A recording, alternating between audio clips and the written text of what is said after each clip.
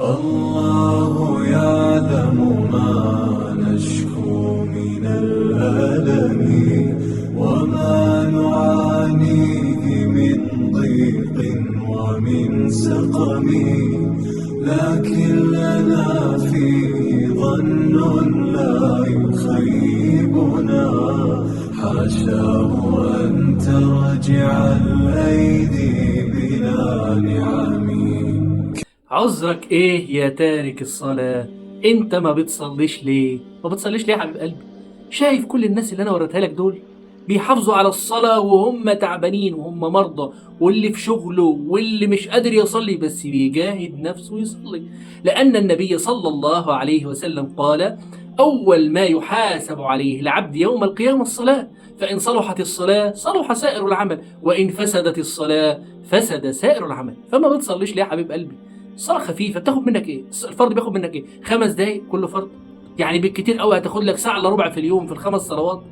ما تكسلش يا حبيبي، الصلاة هي الراحة، الصلاة هي الطمأنينة، الصلاة هي السعادة. محدش يا جماعة بعيد عن الصلاة مرتاح أبدا. اللي مرتاح اللي مع ربنا، اللي مرتاح، لأن يا جماعة إيه؟ الصلاة صلة بينك وبين الله عز وجل. الصلة بينك وبين ربنا هي في الصلاة. فأنت ما بتصليش أنت مش سعيد. الله عز وجل قال: ألا بذكر الله تطمئن القلوب.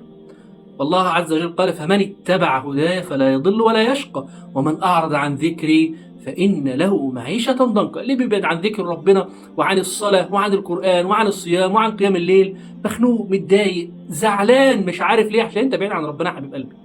فأنا بناشد كل شاب، كل بنت، كل راجل عدى ال50 سنة وال60 سنة ما بيصليش، وكل امرأة عدت ال40 وال50 وال60 وما بتصليش، صلي. صلي وحافظي على الصلاة، خليكي قدوة لأولادك. لو انت يا أب ما بتصليش وانت يا أم ما بتصليش، أولادك هيقتدوا بيكوا ازاي؟ أسف الشديد أب وأم مش بيصلوا، ابنك هيطلع بيصلي؟ لا طبعا.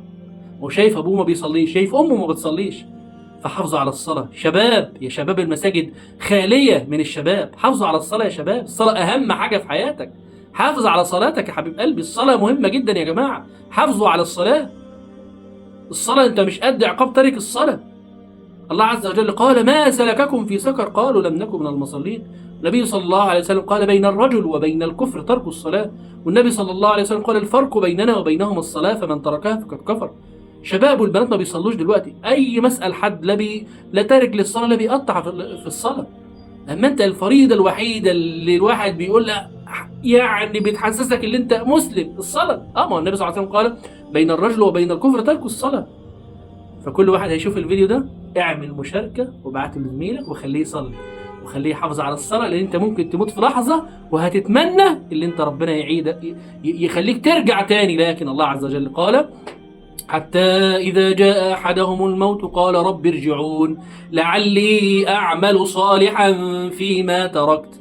الله عز وجل يقول: كلا إنها كلمة هو قائلها ومن ورائهم برزخ إلى يوم يبعثون. هيبقى نفسك تعود للصلاة لكن مفيش عودة. فانت في ايدك الفرصة اللي انت تصلي دلوقتي، وانت في ايدك الفرصة اللي انت تصلي دلوقتي. صلوا قبل ان يصلى عليكم. جزاكم الله كل خير، والسلام عليكم ورحمة الله وبركاته.